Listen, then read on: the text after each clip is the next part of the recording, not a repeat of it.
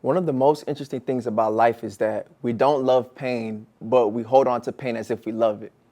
And one of the ways that we show that we hold on to pain as if we love it, when in reality we don't, is by being unforgiving. You see, the word forgive in the Greek means aphiemi, which means to send away or to let go. When I was a kid, me and my sisters would play this game called blindfold. And blindfold is like hide and go seek, except for the person who is seeking is blindfolded. So as I'm going through the house, I'm making my way closer towards the den unknowingly. And as I make it to the den is lower than the rest of the house. So I take a step, and the step that I thought was there was not there. That's a whole nother word. We can't even talk about that right now. So I landed on my face, forehead, and I was in so much pain. I got up, cried out loud. I covered my head, ran straight to my room, jumped on my bed, crying. And I stood in this position for a very long time. Moments later, my sisters come in and they're like, "What's going on? What's wrong?" And they're trying to talk to me. And they were actually trying to see the place of pain. But I was staying here on my bed and I didn't budge. They tried to pull my hands and no, I did not budge.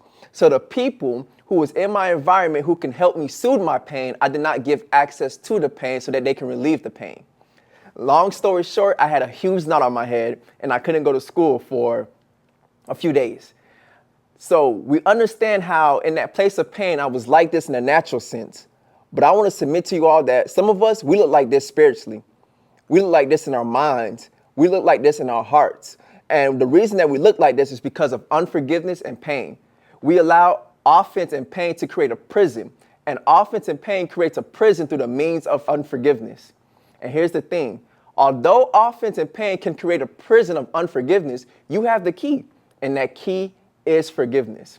Yes, the person who you thought had your back stabbed you in it. Yes, the person who you thought was a family member or a friend had the actions and character that did not display a family member or friend. Yes, the person who you thought was your lover loved another, and it produced a type of pain in you that caused your heart to be hardened. But here's the thing, when you decide to aphiemi or forgive, it's not for others, it's really for you. You see, for the measure that you use for others will be used against you.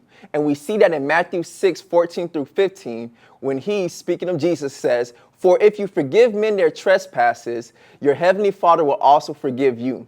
But if you do not forgive men their trespasses, neither will your heavenly Father forgive you."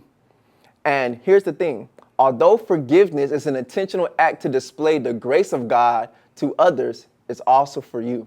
But let's break that word down, grace. If I can use the word grace in an acronym, I would describe it such as goodness regarding actions, circumstances, and emotions.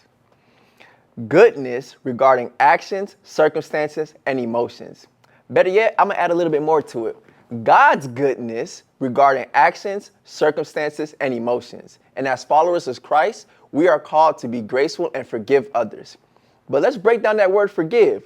Forgive. Forgive. I am giving you grace for what you did to me. I am giving you grace for how you mishandled me. I am giving you grace for how you mistreated me. And we are called as followers of Christ to forgive or for grace give others. So I want to empower and encourage you all to free yourself from that prison of pain and offense by being forgiving and strive to reflect the ultimate model of forgiveness, which is Jesus.